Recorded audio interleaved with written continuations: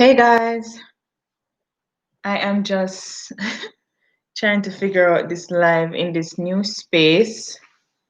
Thanks for coming. I can see one person is there, and I know I did not advertise the live.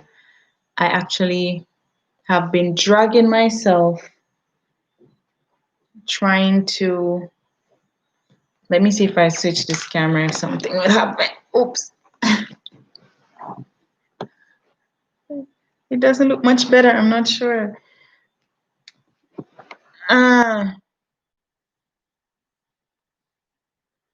no man. So as you can see from the title, I am in my new apartment. And if you're a subscriber to my channel, you would have known that I recently relocated from Dubai back to Jamaica. And I was staying with a relative and who was nice enough to take me in for a while. And now I finally got an apartment. But this apartment is kind of unfurnished. So basically, the only piece of furniture I have is the bed right now in here, which I am just happy to have a new place. I actually got it before Christmas, but I didn't do any video or anything since that time. Hi, Chivancia, how are you?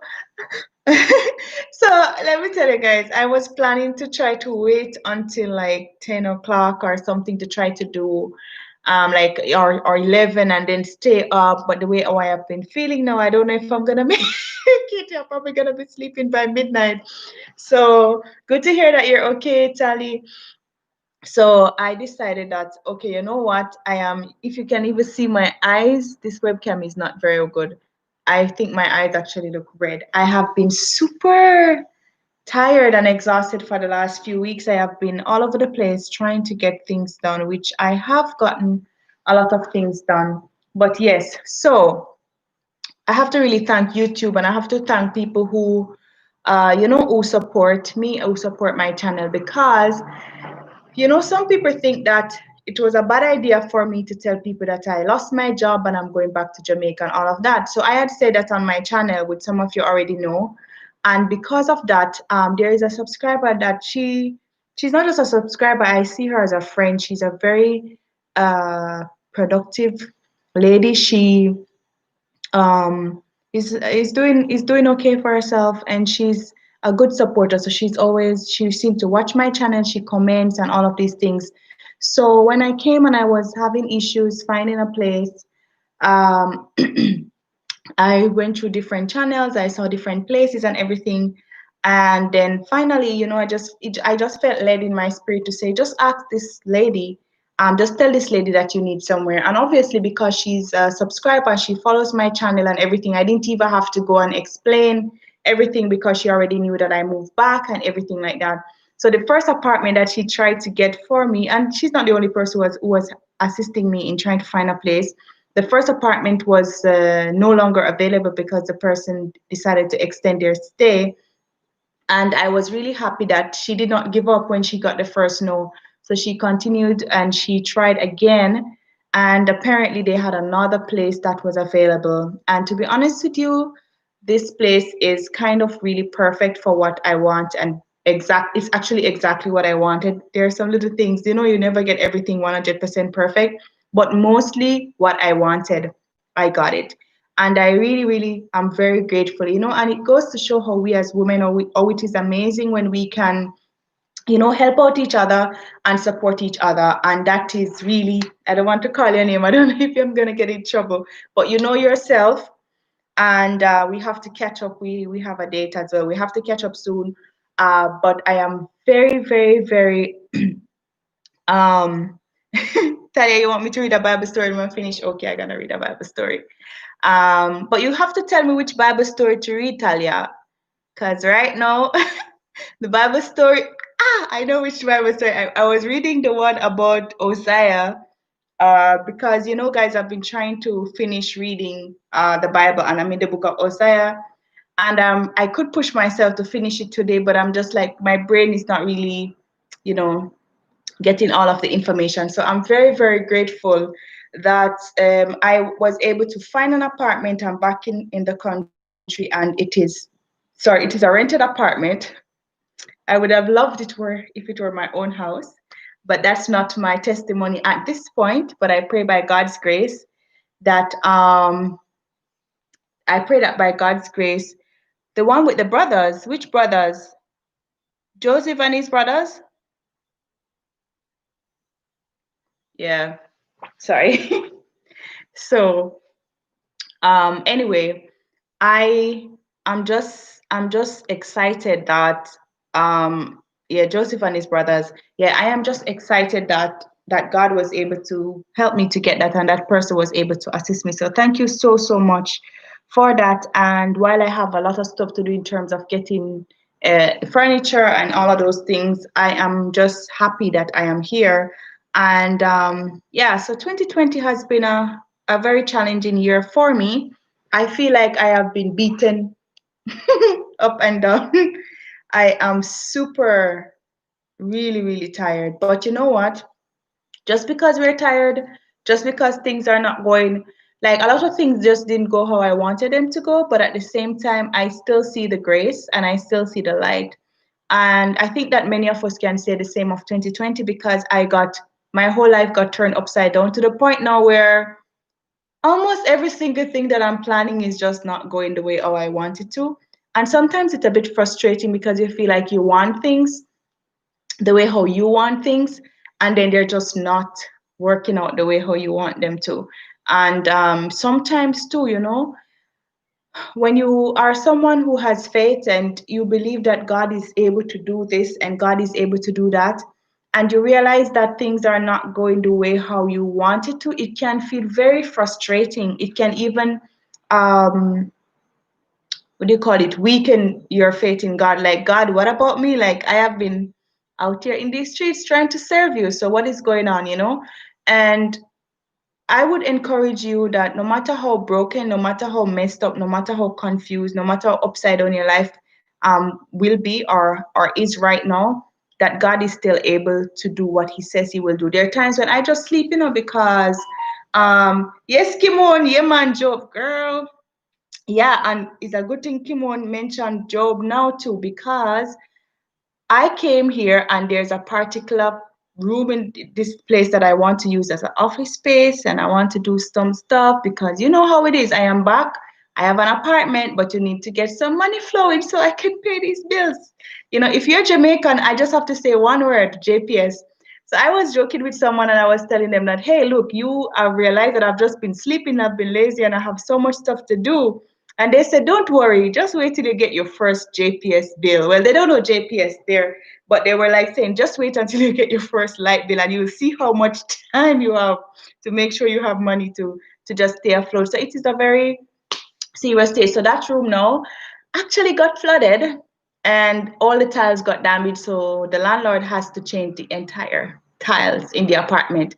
And I say to myself, Kimon, like, why can't I just come to Jamaica, find an apartment like every normal person, and everything just go, oh, it's supposed to go? Why there got to be drama? Some Jamaicans, that's a salt, but I'm not salt. I'm just gonna remind myself that, as Kimon said, the story of Job in the Bible. So it can feel like that. You can feel like you're salt because every little thing, and that small thing that happened, the place got flooded overnight when I was not here, and it has really stopped a lot of things. So now I think I'm just gonna just chat with you guys for the next couple weeks or whatever, and just wait until things fall into place. So hopefully I can be online or whatever. But sometimes too, I am really so tired. I don't even want to be online. I don't want to be on camera. I just wanna lay down and sleep, or whenever I have energy, I have had to be on the road almost every single day. And every time you get something done. So I did buy, for example, the computer table and chair and a bookcase. And the gentleman who delivered it, he spent hours trying to get for us to figure out how to assemble them. I don't like DIY stuff. I'm not good with DIY stuff. And I literally feel a little sadness inside when I have to pack things, I have to fit things together or whatever it is.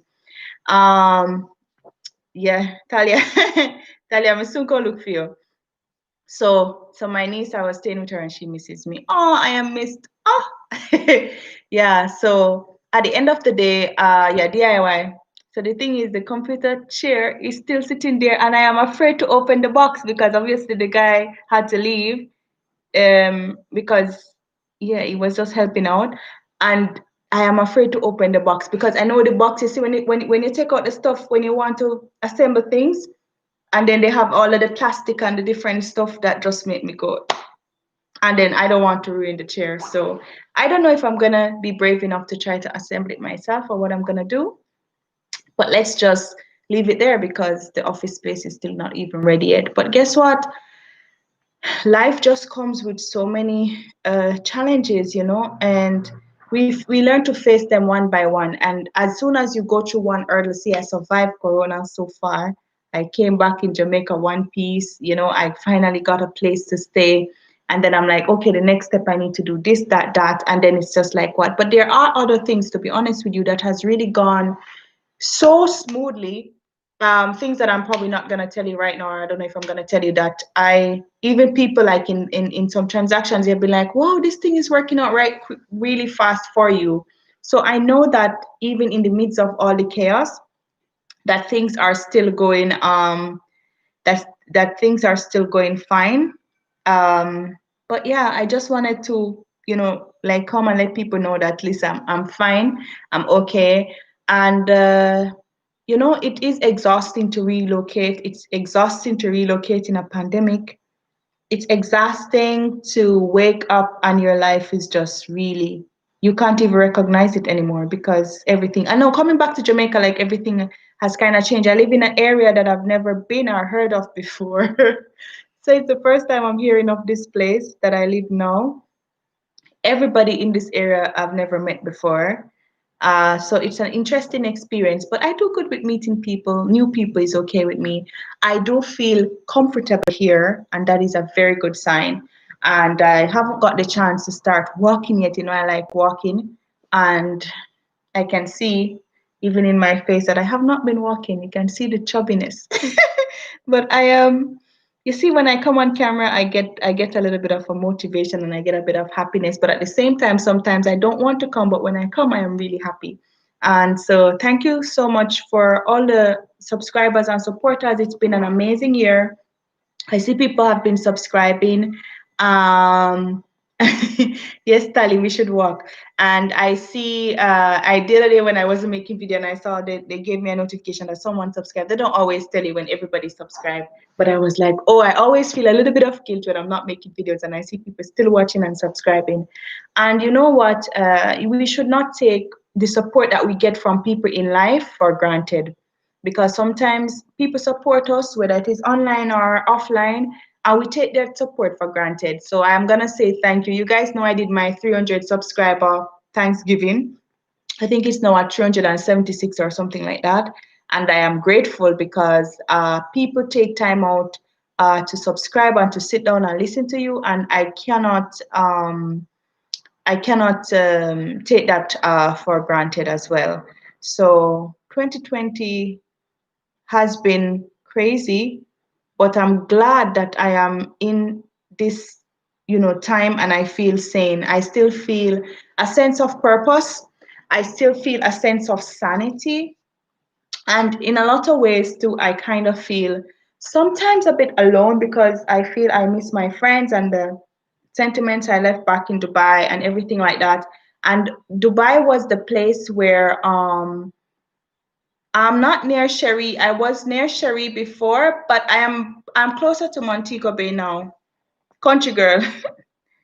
I have to run from Kingston and rent. But I think at some point I will have to always be traveling back and forth anyway because most of my friends are in Kingston anyway. And I was trying to get an apartment there, but that didn't really work out. So I did try Kingston. I tried some other places there, and there was a place I was supposed to get before I came, but nothing fell through. As I said, at the end of the day, it was some connection that I had nothing to do with that got me this apartment.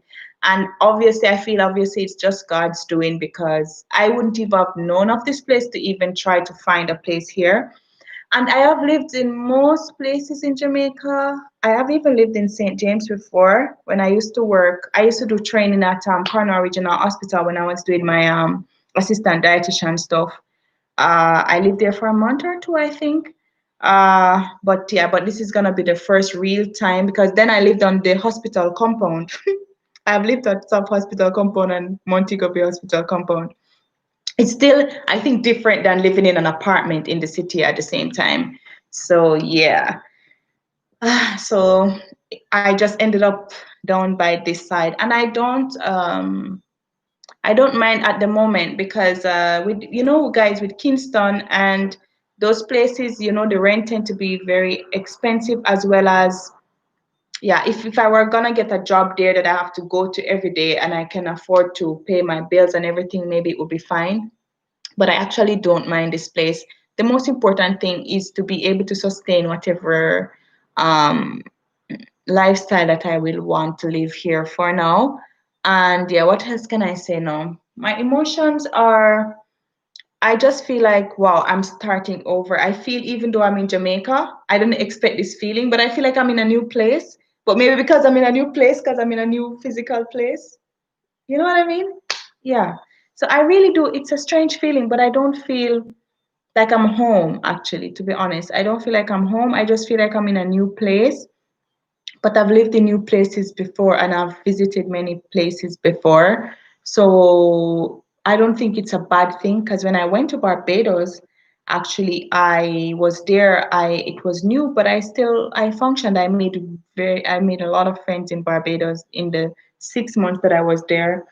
And I really felt at home in Barbados as well. So I'm sure that after some time, and I think as well too because of the pandemic situation, because usually now, and yeah, like the traditions, like before when I was in Jamaica as a teenager, as a kid, this day is what we call New Year's Eve. So New Year's Eve, we are behind Dubai time, so it's almost 5 a.m. in Dubai, but it is 7:30 in Jamaica p.m.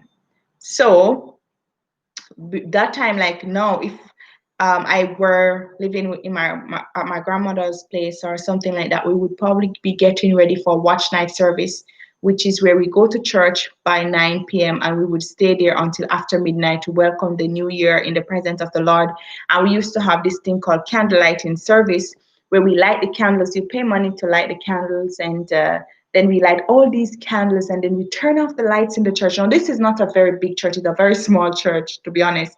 So I don't know if they do this at bigger churches, but we turn off the lights after worshiping and stuff like that when it's closer to the midnight, and then we march around the church. It's so pretty because then you just see all these lights marching in the darkness, and it was just always such a beautiful experience. Then I come back, and even the church has been closed, so the church doesn't really exist anymore, and my grandmother is not there anymore. And yeah, so it does feel a bit different.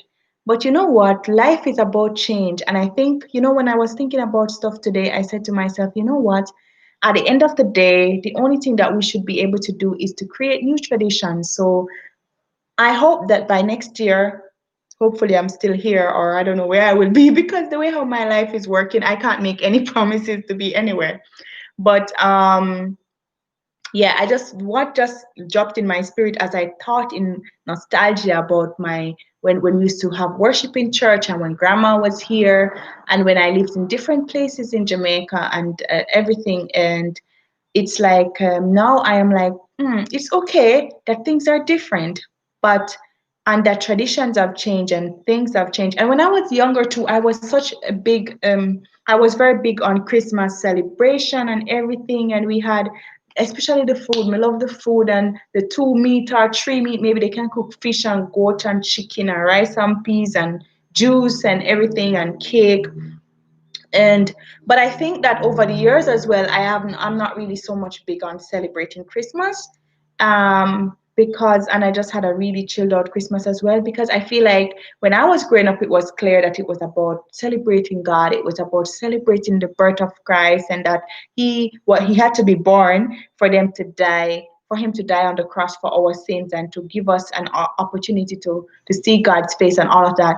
But now, and then there were people like, I think, was it the Adventists? Correct me if I'm wrong, who don't, some people, some religious groups that didn't believe in Christmas, or they would say Christmas is not, is a pagan religion and it's not about God. And I was like, these people are crazy. How could they not love Christmas? How could they not celebrate it?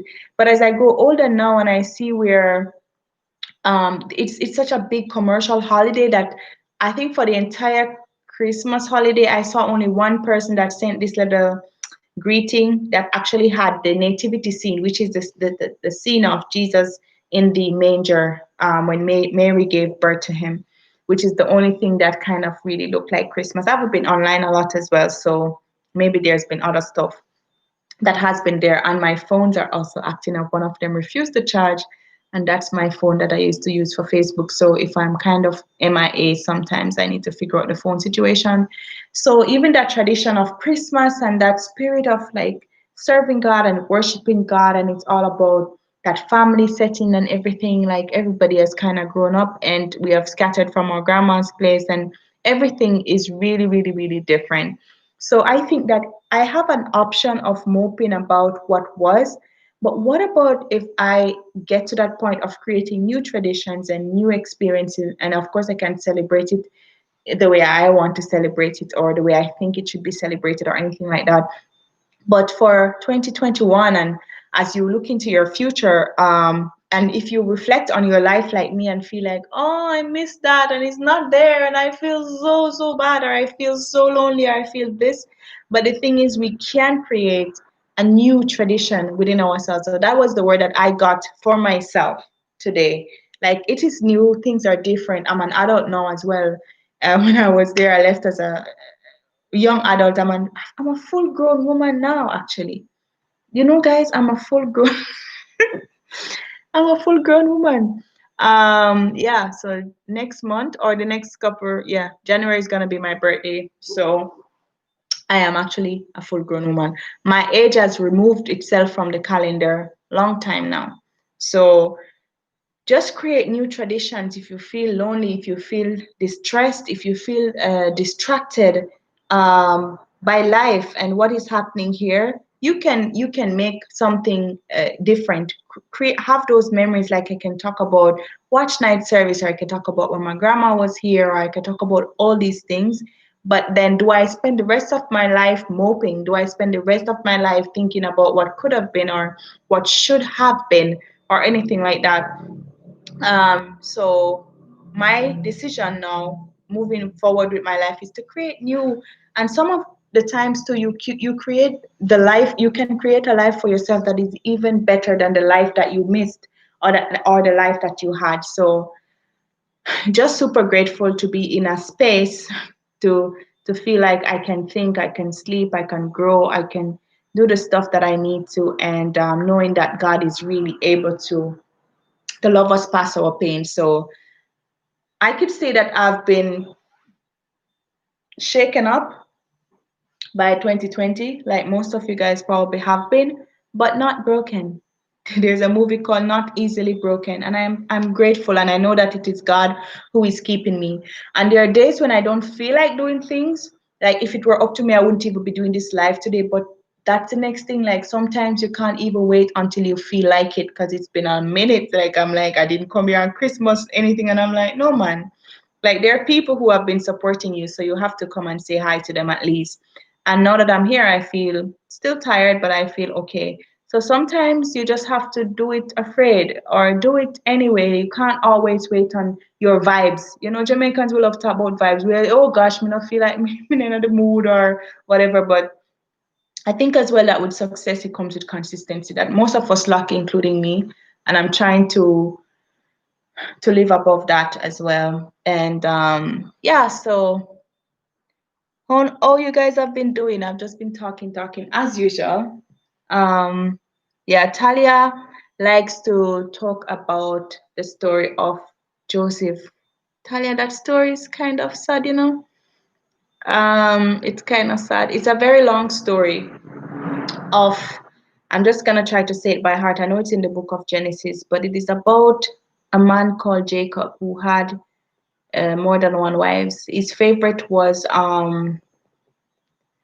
yes, Kimon, certainly. that is what I have to do now. And I feel like there is that feeling of, oh, like I miss this, I miss that. Nothing is the same. You come like you leave your house, and then you come back and everything changed. If they paint out the color, everything changed.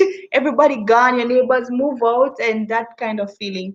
I don't know, maybe other people who move back might have the same feeling, or just growing up. Like we're growing up and we have responsibility. Before I was here, I wouldn't have to think about light bill. My grandmother would have to pay the light bill, or the food or whatever. So things are so different now. So Jacobs had 13 children. Most people don't know that he had 13 children because they don't like to talk about his daughter Dinah.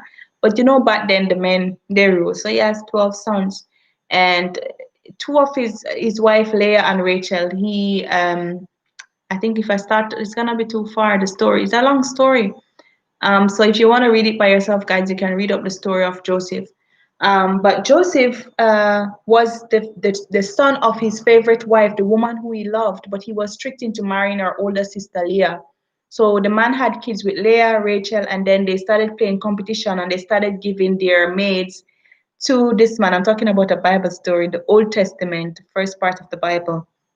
And he he loved Rachel, and I don't know if you guys notice this as well, but when a man or when a woman is in love with someone, and I guess it's supposed to happen, but you're not always in love with the person, and especially in arranged marriages, love is not always there.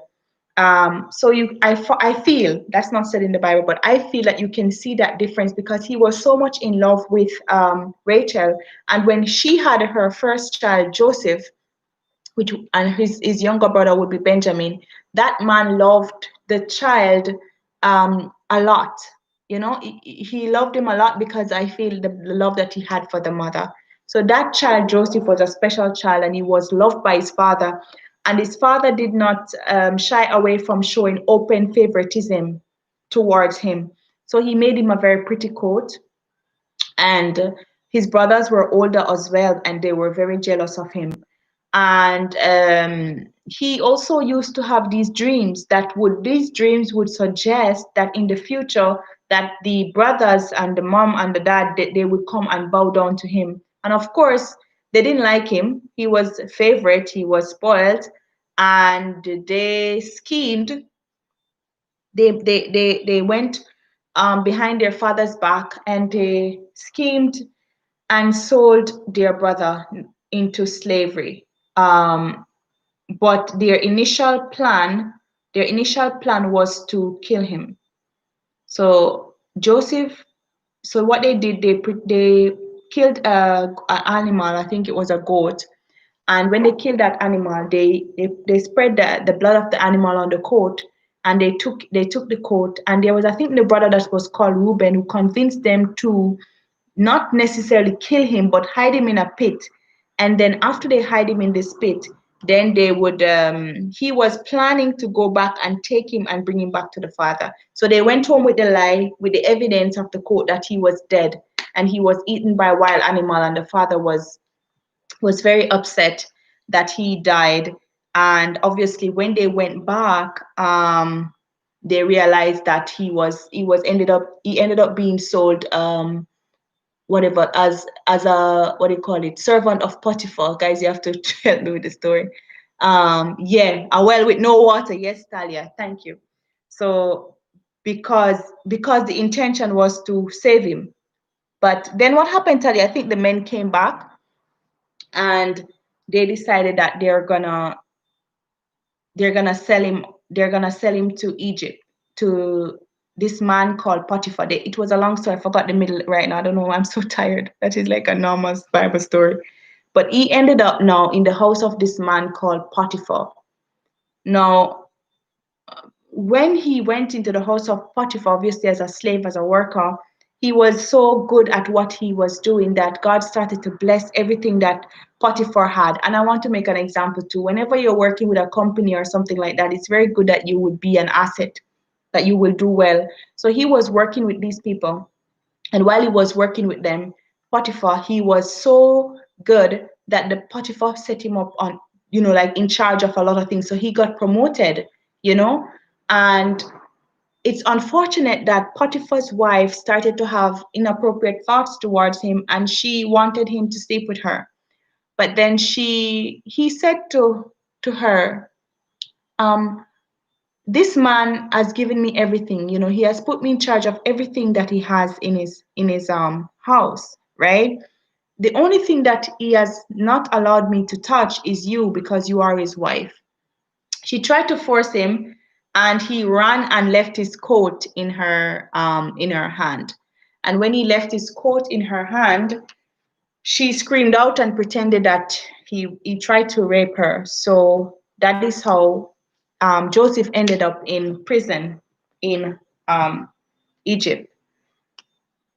But Joseph had the ability to interpret dreams, and it was through his ability to interpret dreams that he ended up outside of the prison, because he interpreted the dream of a baker and the wine cupbearer, I think.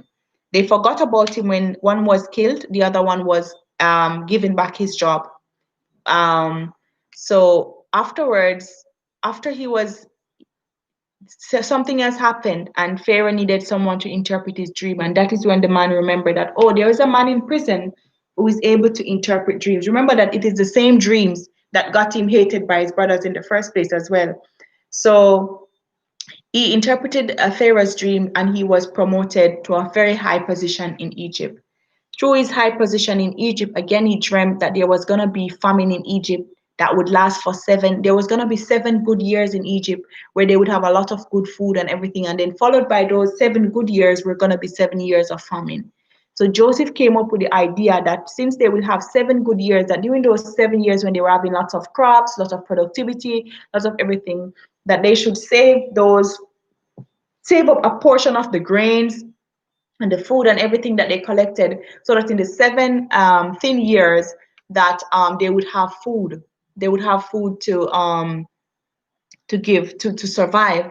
But not only did they have enough food for the Egyptians to survive, but the people from other countries started to come to buy food for them. When those people ran out of money, they started giving themselves and selling their stuff to them for the food.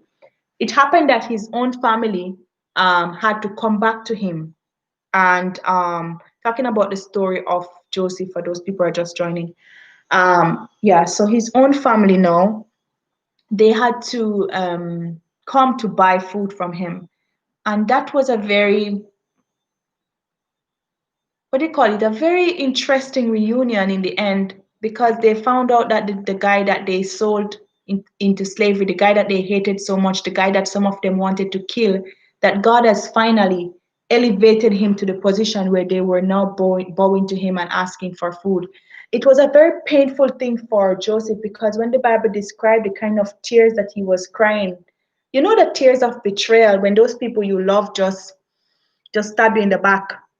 And that's exactly what they did to Joseph. So they stabbed him in the back, and he was hurt, but he was led to forgive them. And he decided in his heart that maybe, they did all of that wickedness to him, and they ended up making him being sold um, to slavery, and everything that happened, all the bad things that they caused to happen to him was because of, yeah, they sold him out, yeah, Talia and Trivancia.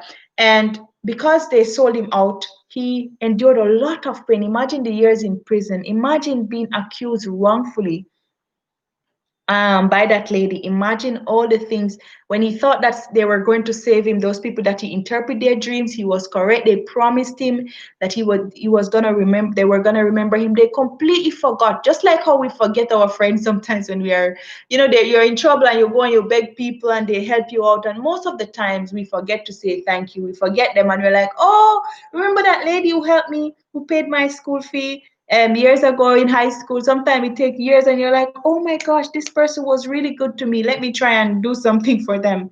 And eventually his pain, was turned into, it was a very sad story. But even though he went through all of that, he was sent ahead to Egypt for such a time as this. I'm quoting as if I'm quoting Esther, but I know I'm not quoting the wrong scripture, but I'm saying in his case as well, it was like for such a time as that. So sometimes You might feel betrayed or sold out or stabbed in the back by friends or family or whatever it is. But sometimes you really just don't know where forgiveness can take you, where love can take you. Because Joseph really loved them, even though they didn't really show him much love, except in the end when they were in front of him and they were confused because Benjamin's life was now going to be at stake. But I won't tell you that part of the story because Benjamin was the younger one, and that is when you saw where they were really sorry. They said, you know what, maybe it's because of the bad things that we did why this is happening to us now, because now the father will surely die if he hears that the younger brother is also dead. And it didn't come to that way. They didn't need to kill Benjamin. Um, yeah, that story is very, what do you call it? I'm just saying it because my niece wants me to tell the story and I'm trying to say it from my head.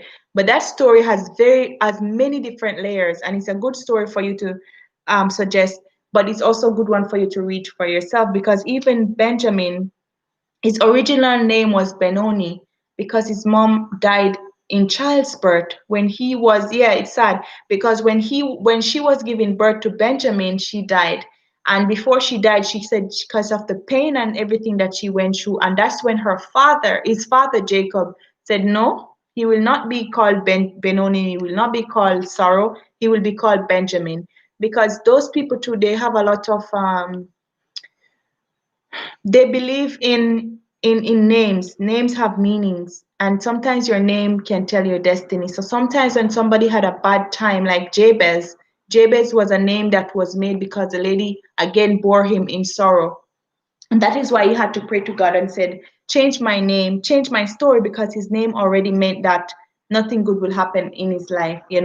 So sometimes you might find yourself in sad situations, but it doesn't have to define you. Like, I have been in many sad situations in my life, but I don't allow it to define me. I've had moments where I'm just down, but I don't stay down. I know some people get confused at times by my optimism. They're like, oh, you're always smiling, you're always this, you're always that. But because by the time I am awake, by the time I am online, by the time I can gather my thoughts to put on the camera, by the time I can gather myself to see people, then I know that it's not that bad. And sometimes too, the things that we allow to hold us down is really not that bad after all. If you think about it, it's really, really, really not that bad. So don't allow betrayal or anything like that to get you down. Joseph enjoyed a good life in Egypt in the end, but his beginning was not nice. He struggled a lot. He ended up getting married to daughter of the priest. He had two sons called Ephraim and Manasseh, and in the end, they even got an inheritance as though they were sons, even though they were grandsons of Jacob, because again, his bloodline was blessed. The Egyptians loved him. The Israelites did not start having problems again with the Egyptians until after Joseph and his generation died. And the Bible said that another people who did not know them came, and that was a next drama. But yeah, Joseph struggled, like and his struggle is, as I'm telling you, it's a long, you can have different layers of the story. He struggled, right? But at the end of the day, he succeeded, he triumphed. And even when he was a prisoner, he was a good boy. Even when he was a prisoner, he was working hard. He was respected. Even when he was sold as a slave in Potiphar's house, he didn't carry himself as a slave. He carried himself as a CEO. So that's nowadays we would call it CEO. He was in charge of the man's business and everything. So even though he was in that position, but his mind was on better. And when again he went into Egypt, he went there a as a prisoner from nowhere, who was sold out by your own family, and then he left. When by the time he was there for many years, he was like second to the Pharaoh. So it's not where we start sometimes in life, it's where we end. It is really where we end. So please end well. Even though 2020 might have roughed up us a bit and made us feel small or anything like that, we don't have to die there. We don't have to allow it to keep us in that bad mood or something. For me, I get into moods, but it's very difficult for me to stay. Even if I get depressed, even if I get sad. The other day I was feeling a little bit down. I was like, wait, how you gonna be Christian and depressed at the same time? It doesn't work out like that. And I know that Christians get depressed. I know that anybody can get depressed. But once you catch yourself, you should be watching yourself. You ever have a little baby that somebody leave you with, or your own child, and the way you're watching them, you should be watching yourself like that. And when you see yourself going down, when you and well, yes, when you see yourself getting depressed or getting down, the other day too, I felt bad and I was looking, I'm like, I don't even have that much to be really stressed about, to be honest, because even though things are not moving as fast as I want, by God's grace, at least I'm not stranded. God, I came to Jamaica and I had a place to stay. Again, I moved, I had another place to stay. And the next time I moved, God provided me with an apartment. And even though I haven't really started physically getting some income, but I have my rent paid. So sometimes, our brain make our problems bigger than they are. And sometimes we have real problems. Sometimes you have real problems. I'm not gonna say no to that, right? But sometimes your brain make things worse than they are. And that is why some people are very beautiful and very successful, but you will still be tempted to jump. You will still be tempted to kill yourself because your brain is telling you that you're not okay. And it doesn't really matter what the reality is in front of you. But if you have convinced yourself that I am broken, I have enough time to, fix things. But it's just that for me, I like things to move fast. Sometimes cause then even though sometimes I feel like, oh, I'm just sleeping, I'm resting, but then in the back of your mind you feel like I am useless. I cannot come and become a useless person. I cannot just sleep but I am exhausted. Before the month before I came from Dubai, I didn't rest at all. But yeah, so you have to monitor your brain and don't let your brain tell you lies that God is not God doesn't remember you, or why is it that since my first job was I was 17 years old. I've been working on and off ever since. Next month I'm going to be 35. So it's been years, and sometimes you look back and you're like, well, I should have had this. I should have had that. Yes, but at the end of the day, will you spend your whole life looking back or will you go forward? So that is why I am hell bent this time back in Jamaica to not repeat some of the mistakes I made. Yeah, this is why I don't want to repeat some of the mistakes I made, because I said when I tried those things, they didn't work out. The things that I want to try now in my life are all new to me, but maybe I should try something new since the old methods I used in my life I wouldn't say weren't working, because God has really helped me. I've come a long way. I have achieved some stuff, but I want more this time. I want more. I want better for myself. So if I want better, I have to change. And sometimes I have to listen to other people that may know better than me, more than I do, and do something different. You used to walk that road, change the road. I changed the whole community, I changed the whole place. I'm not going back there. I'm going to somewhere else. Let me try in another place and then see what God will do. But you can't just keep going back to the same thing. They say if you keep doing the same thing, we're getting the same result. It's madness. So I want to do something. Now, Kimon said that is why we have to do our self check. Mental checks are important. Mental checks are very important. And mental health problems are taboo in Christianity, I think, too, and also in Jamaica. Nobody wants to be considered mad. I have mental illness in my family.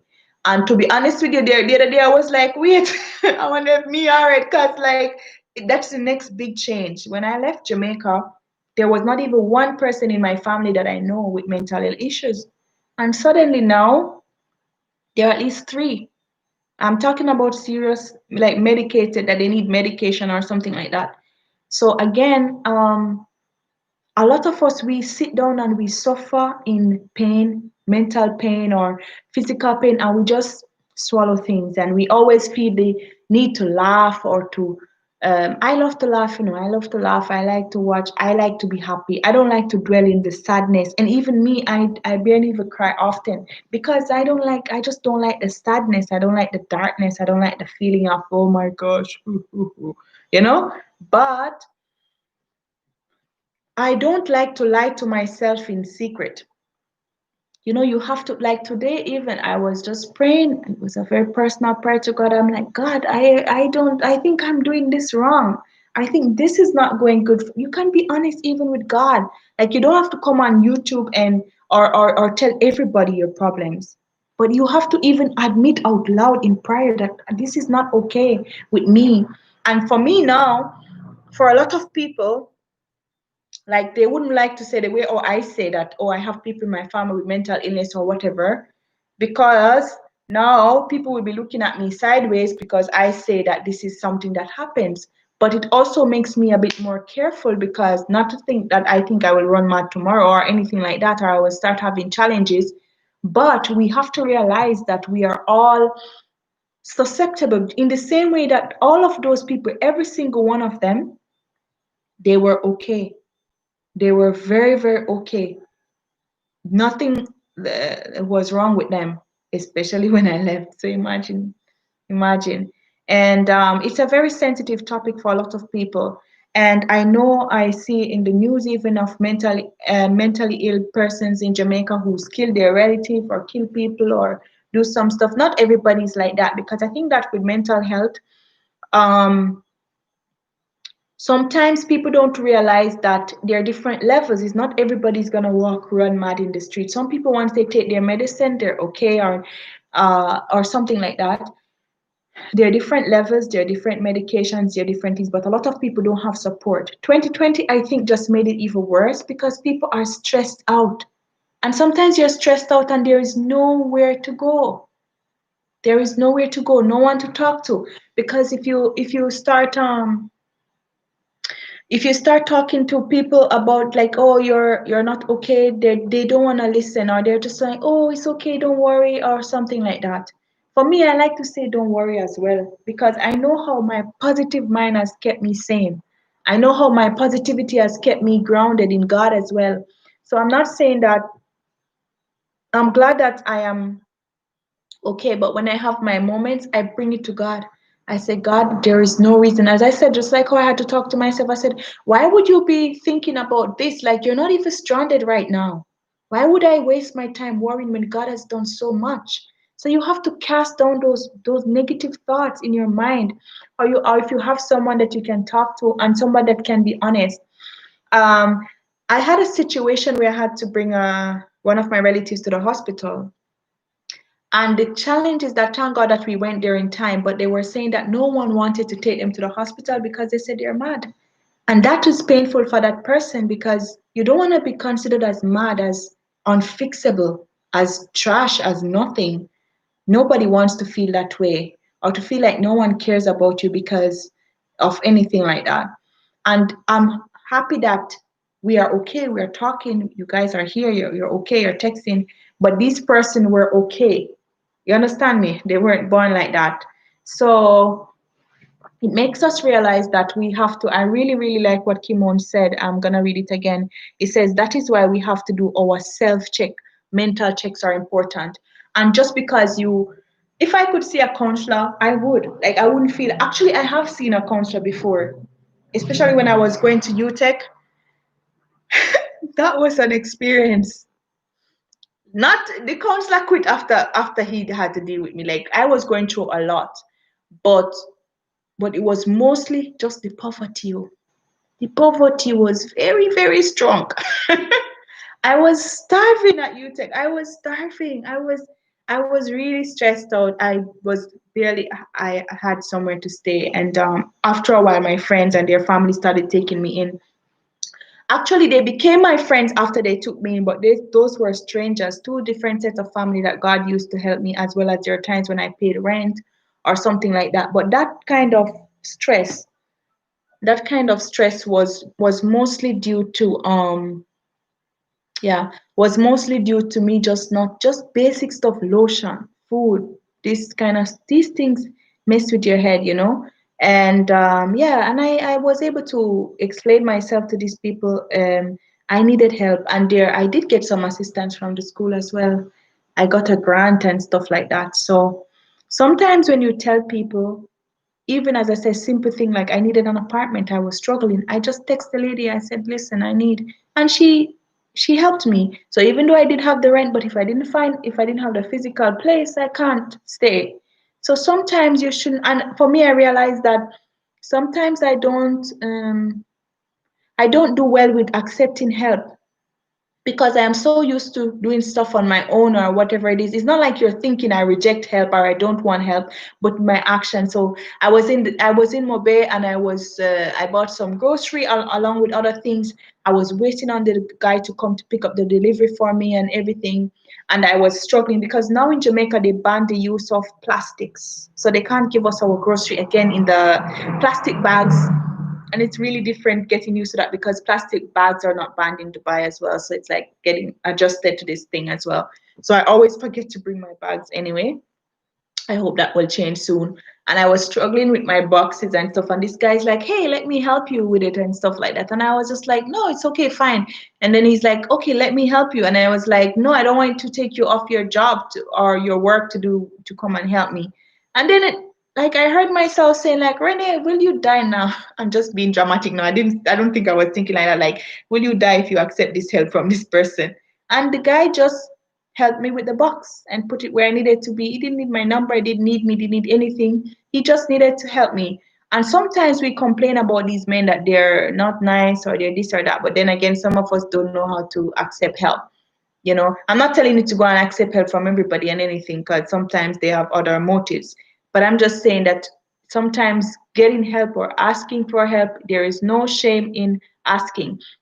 And when the gentleman came and he delivered my stuff, my tape, the computer table and whatever, I know I'm not a DIY person and I don't know how to do these things, or maybe I haven't tried enough. And the I can't remember if I asked him or if he offered or whatever. It took the man hours trying to figure out this thing. I don't know what it, and then the bookshelf looked normal until you tried to assemble it, and there was just holes everywhere and I didn't know what to do. And you know, again, I needed that help. And of course, I can't afford to pay him for the time, but he wanted to help me out. And again, I rather to do it by myself. I want to be independent. You want to do, but sometimes it might just be accepting help. And even if it means to say, you know what, I'm not feeling okay mentally, I don't feel okay, and sometimes just talking to somebody might help. And I know that sometimes mental health issue is beyond just talking to someone. And I hope as well to, because you know, I thought that, you know, even prayers, you know, sometimes, you know, you have issues, you could have some churches or somewhere that would do prayers, but I don't know of this which church you would call for, ask for prayers. But I do believe in the power of prayer. I've seen persons who were, you know, in the Bible that had very strong demons or were very ill or blind or whatever, and God was able to restore them. So sometimes we don't know what God is doing in the life of people, but at the same time, we don't have to suffer alone. Sometimes, though, you feel like you should suffer alone for whatever reason, but you don't have to suffer alone. So I check in with myself, but there are days though when I just want to sleep, I just want to rest, and I don't put too much things on my mind because you don't want to do that because you have to be the gatekeeper of your own soul, of your own destiny. You know, sometimes you just need to rest. Let the calls stay, man. Let the people stay. Like honestly, you have to take care of yourself because sometimes too we are so caught up in trying to get all the stuff, and then when you're not okay, who is gonna enjoy your money? Who is gonna enjoy all that you have? You know? So yeah. But thanks for suggesting that story, Talia. Trivancia Daily, my dear. It's a very, very interesting one of struggle of sometimes you're just trying and trying and things just don't seem to be working out, or and I know that is frustrating because that has been my life. Every time you're just trying to do something and you're trying to make it, and it's like you're just fighting against lots of spirits and lots of demons and a lot of heartbreak and loneliness and everything that comes with it. But what do? You wake up and do it again the next day. Because I believe in my heart, there's noise outside. I hope you can't hear it. I believe in my heart that once you don't give up, once you don't stop, that breakthrough is coming. And I can't wait, to have beautiful testimonies to share with you. But while I wait on God's miracles, while I wait on His blessings, I am still here. And I'm still able to, to say that you don't have to be alone in this. You don't have to feel like nothing is happening, or that you sometimes too, you feel like you're the only person going through something. And then when you talk to someone, they said, "Oh, I went through this and this is how I did it. I did this before and this is how I did it." And they make it even so easier for you. So wash yourself off of the drama from 2020.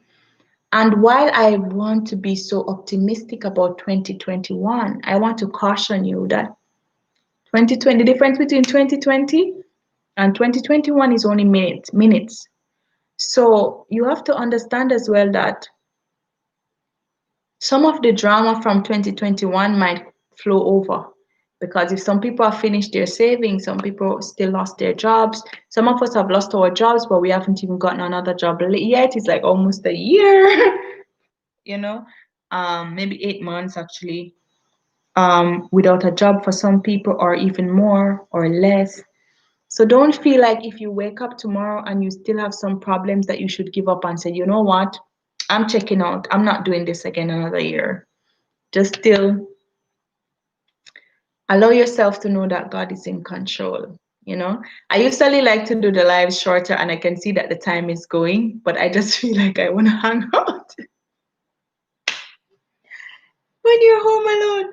Ah, I just feel like I want to hang out for a bit and yeah, just say my mind. It's been a lot, but I feel like it's been a lot of miracles as well. The miracle of being still alive, the miracle of living to tell these dramatic tales. Some people don't really get to live to tell the tales of the stuff that they have been through, So once we are alive and we can live to cry another day, we can live to laugh another day, and yeah, I probably gonna circle the kitchen at some point and get something. Or I don't even feel hungry though. I didn't even have dinner. I just feel like, yeah, I should rest a bit and just chill out. And I don't know, I like the feeling of peace, you know? So that's kind of most of what I would like to say for this year, that going into 2021, that you shouldn't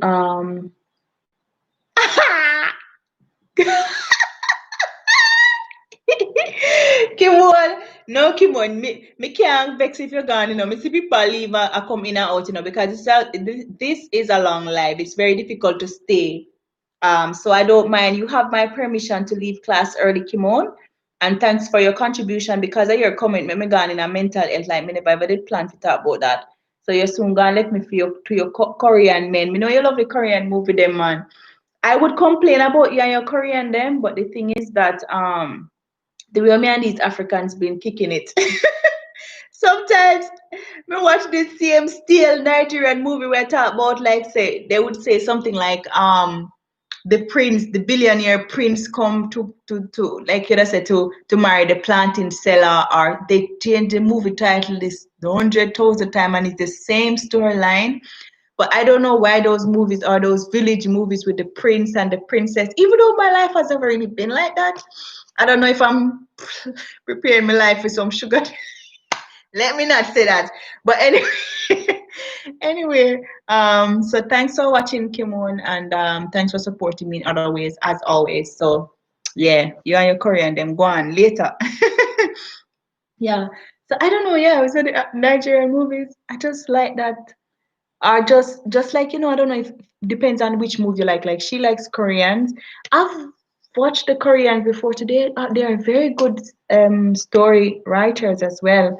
And when they do those ones, sometimes that make you really sad, but the storyline is really good. But I haven't watched them in years. I started cheating on them with the Nigerian movies, and then I started watching the Mount Zion movies. Happy New Year, Kimon. See you soon. Later. Yeah. So it's just been it's just been amazing. Like, yeah, when you watch a movie where sometimes I guess you just like to stare at the screen, maybe not pay attention completely to what is being said. It's like a light theme, and then you can get to play your own thoughts in the background. I don't know if that's what other people do. So it's been amazing. And thank you guys so much. And yeah, if I am able to come back before midnight, if I'm not asleep, I guess I could. But I wonder what people are gonna do now that we can't really go out and celebrate like what we used to, and with the fireworks and everything. And yeah, so guys, thank you so much for watching. I'm kind of out of energy and ideas right now. I didn't really plan what I would say. Thanks for supporting me, and thank you so much for watching. Like, comment, and subscribe to this channel, and we will see you in the next year. Next year we will see you. So bye for now. Take care. Love you. Bye. See you next time. I'm Blade and I'm cutting.